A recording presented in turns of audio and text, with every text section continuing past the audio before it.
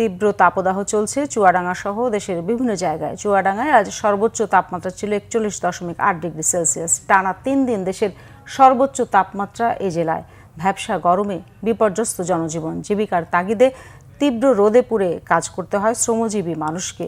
বিকাল 3টায় জেলার সর্বোচ্চ তাপমাত্রা রেকর্ড করা হয়েছে 41.8 ডিগ্রি সেলসিয়াস। এ সময় বাতাসের আর্দ্রতা ছিল 26%। তবে আগামী কয়েকদিন বৃষ্টির সম্ভাবনা নেই বলে জানিয়েছে চুয়াডাঙ্গা আবহাওয়া অফিস। তীব্র গরমে ঘরে বাইরে কোথাও মিলছে না স্বস্তি।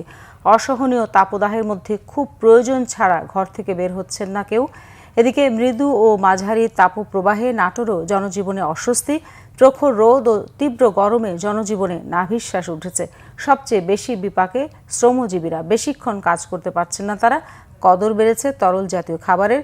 মেহেরপুরে বাতাসে যেন আগুনের হলকা। তীব্র তাপদাহ আর অসহ্য গরমে পুড়ছে পুরো জেলা। অতিষ্ঠ জনজীবন। চরমভাবে ব্যাহত হচ্ছে স্বাভাবিক কাজকর্ম।